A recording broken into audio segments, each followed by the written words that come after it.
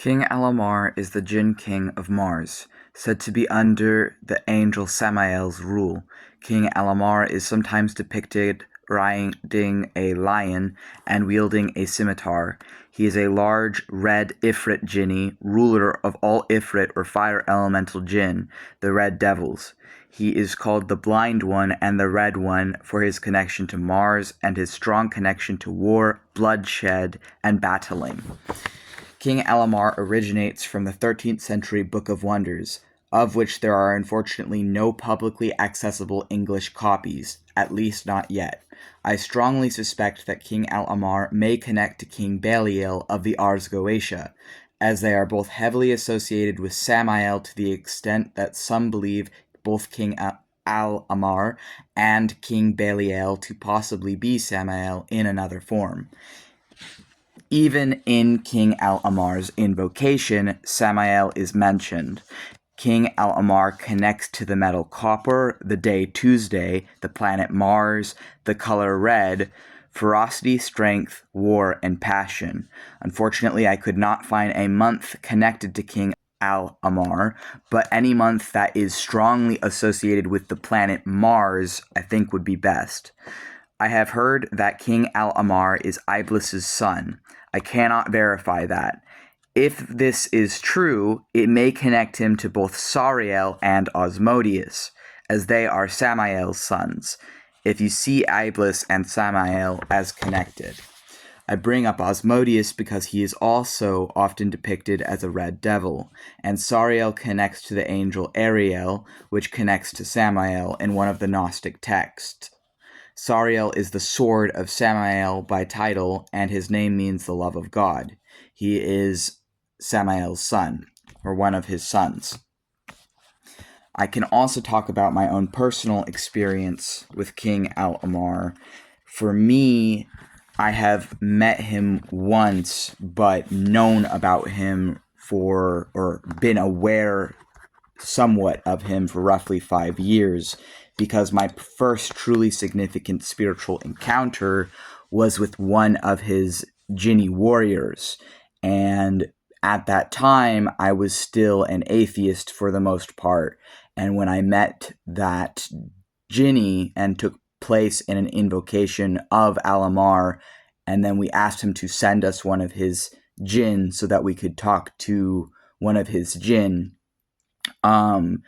that experience is what shattered my former worldview, is what made me no longer an atheist, and what got me into witchcraft and sorcery, and later demonology, demonolatry, and theistic Satanism, because it was my first truly significant spiritual encounter, was meeting one of his Jinn warriors, who is named He Who Walks on Iron Sands. When I met this Jinn warrior 5 years ago, he had injuries all over his body, because although they live on the spiritual planes of Mars, or are associated with the spiritual planes of Mars, according to that Jinni, there was, as part of a battle strategy, this Jinni who appeared as, this warrior appeared as a white elephant with red eyes, or a white elephant man with red eyes. He had dreadlocks, a amulet, and pants. And when I first met him, because it was the first spirit I had met, and we were asking questions, trying to learn more, I was not alone. I had someone else with me for this who was more leading, and I had a more secondary position where I was just kind of observing. But I did get to ask a few questions and hear his story. And he got his name, his title, He Who Walks on Iron Sands, because temporarily he had to materialize from the spiritual planes of Mars to the physical planes of Mars. And even though it was very temporary, he sustained significant battle injuries from that, and his throat and legs were deeply wounded and had scarring, like burns, what looked like burns all over them, because he explained that iron, which there is iron content heavily in the on Mars, the red color of Mars comes from the iron content, and iron is extremely toxic and deadly to some jinn, even some of the jinn who live there. But because they live on the spiritual plane, it usually does not affect them. But if they have to temporarily go to the physical plane, then it will give them injuries because it's deadly to them. And because of that, that battle strategy that required him to temporarily materialize, um, they were able to win that battle, and as a result, he won his title, He Who Walks on Iron Sands. 5 years later, I decided to invoke Al Ahmar again, and this time, instead of just asking to speak with one of his Jinn warriors, I specifically, because I was no longer in a secondary, just observing position, but was actually the one leading the invocation this time, I set the table with a meal for me, my roommate who would take place helping in a secondary position how I had 5 years before. I made us a meal. I made King Al Ahmar a meal, and I made a meal for He Who Walks on Iron Sands. All, of course, the same meal. It was because I can't make. I would have liked to, if I was more prepared, made saffron rice and some grilled chicken and lavender tea, as this is what the person I had done the invocation with the first time had done. Instead, I had just prepared some air fried chicken cut into strips, some instant rice with spices, but not saffron because I don't have that, and that's rather expensive, and some apple cider instead of hot tea. I did hot apple cider instead. And so I set the table, I lit the candle, I lit some incense. Me and my roommate did the invocation this time. And then once they were there, I poured the hot apple cider for all of us. And we spoke. And because I have now the ability to hear spirits and see spirits to some extent, I relayed to the person who had the secondary role that I had the first time 5 years ago, what was happening, what they were saying, and what was going on. And I was the interpreter so that they would be able to ask questions how I had done the first time as well. And it went really, really well. And actually, I was very thankful because this time, instead of just asking to speak with He Who Walks on Iron Sands, I also asked that Al Ahmar stay so that we can ask him questions directly as well or talk to him.